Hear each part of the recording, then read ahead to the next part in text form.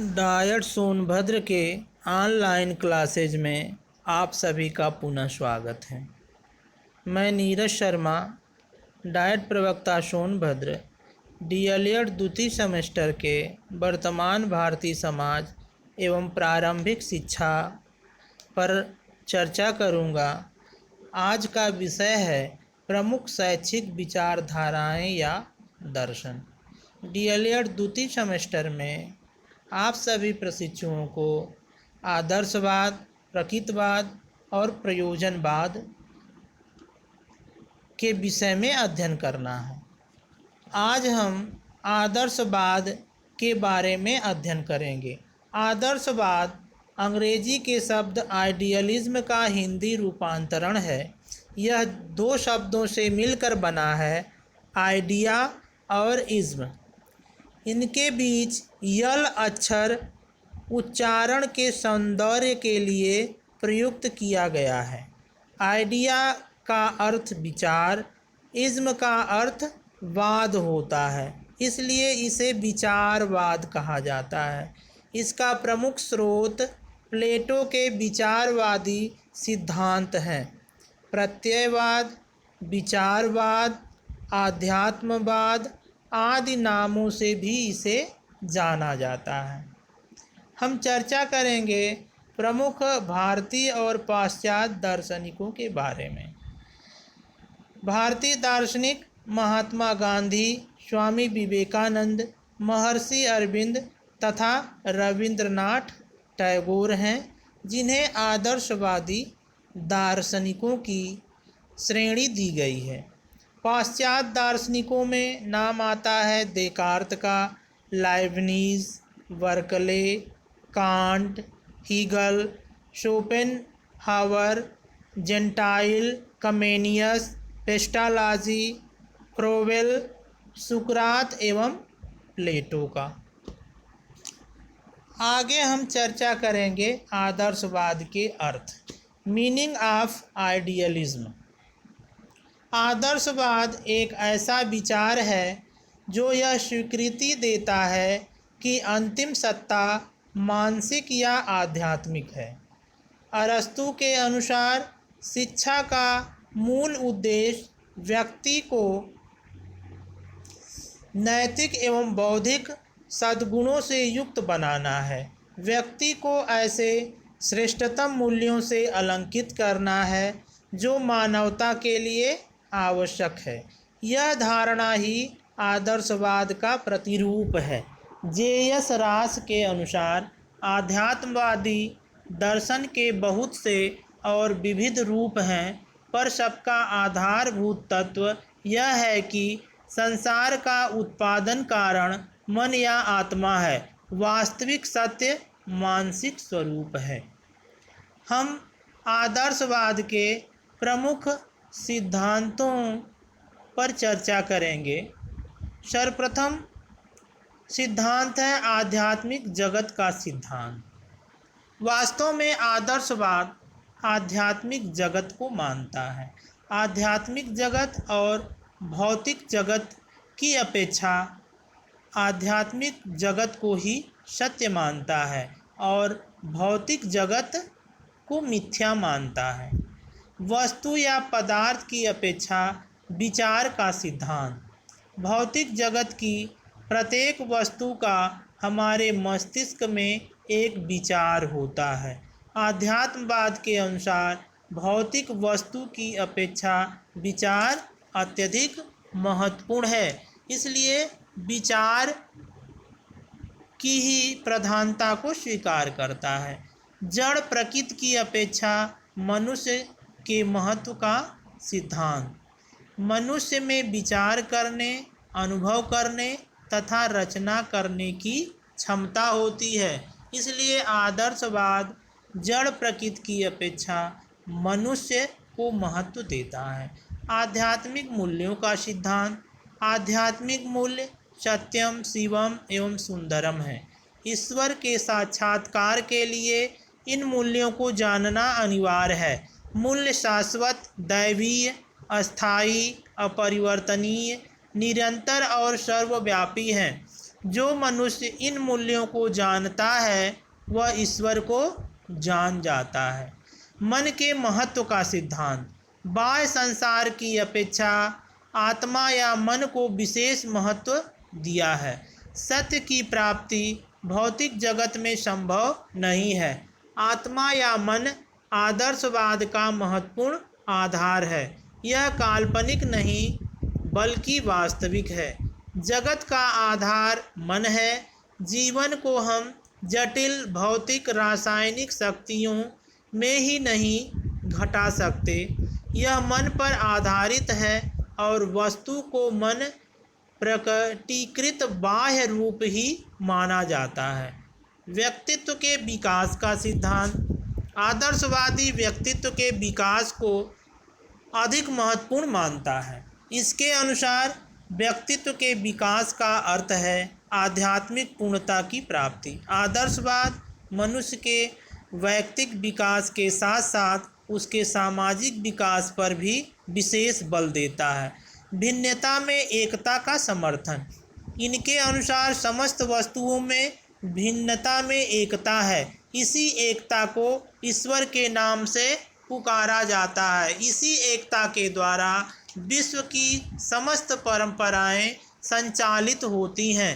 शिक्षा का भी यही दायित्व होना चाहिए कि वह बालक की इसी एकता का दर्शन कराए, अर्थात उसे ईश्वर के होने का आभास कराए। आदर्शवाद और शिक्षा का उद्देश्य।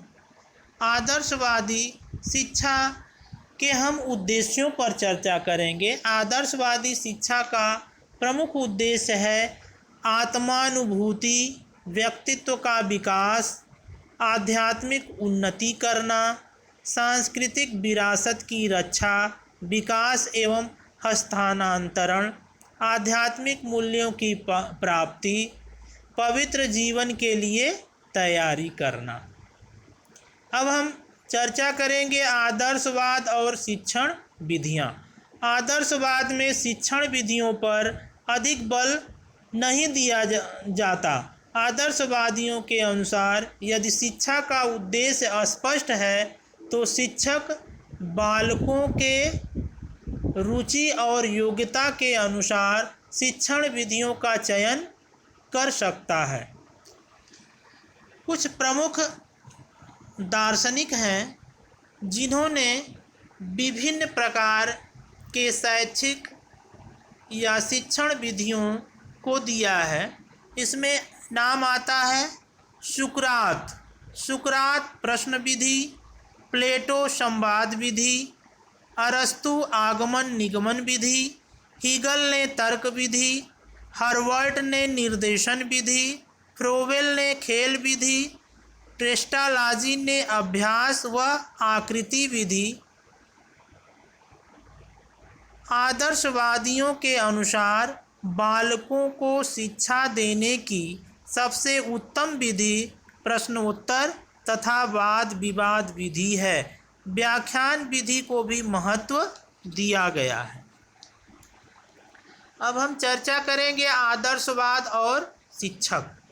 वास्तव में आदर्शवादी शिक्षा व्यवस्था में शिक्षक का बहुत बड़ा रोल होता है। शिक्षक पथ प्रदर्शक, मार्गदर्शक और ज्ञान का प्रमुख केंद्र होता है। फ्रोवेल ने कहा है कि विद्यालय एक उद्यान है, बालक एक कोमल पौधा तथा शिक्षक एक कुशल माली है। एडम्स ने शिक्षक का कार्य स्पष्ट करते हुए कहा है कि बालक को उच्चता के शिखर पर पहुंचाना, मन वचन और कार्य में समन्वय स्थापित करना शिक्षक का स्थान आदर्शवाद में महत्वपूर्ण है। आदर्शवाद और बालक।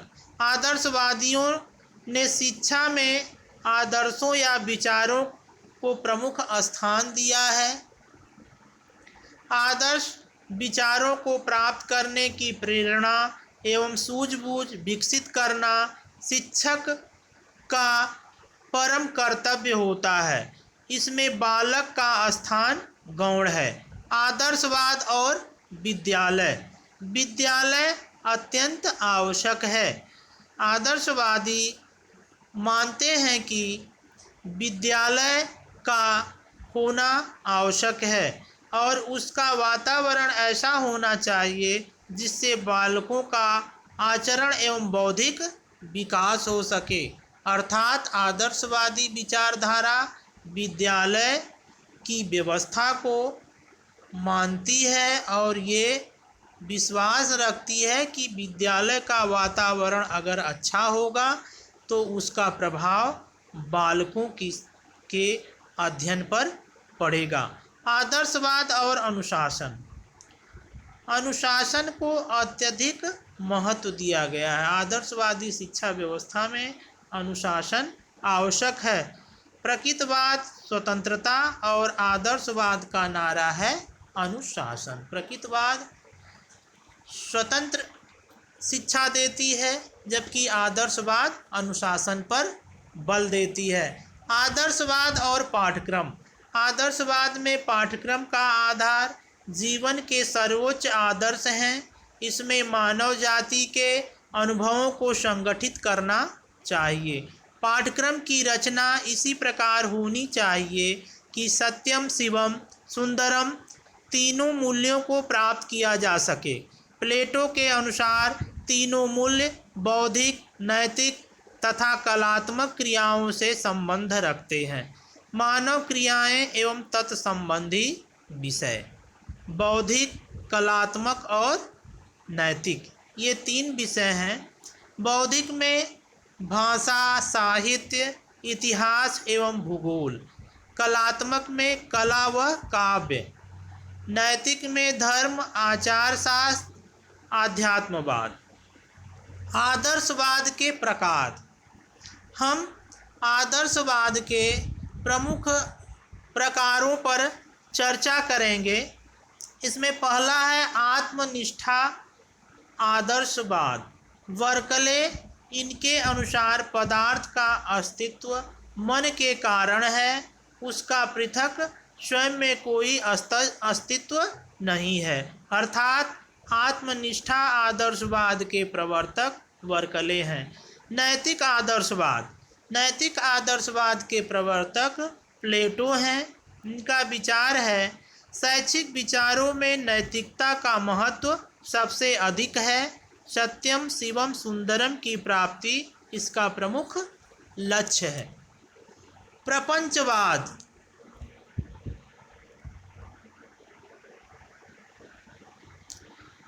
कांट के अनुसार भौतिक जगत प्रपंच मात्र है। वास्तविक जगत तो अनुभव, अंतःकरण, कर्तव्य और नैतिक मूल्यों से युक्त होता है।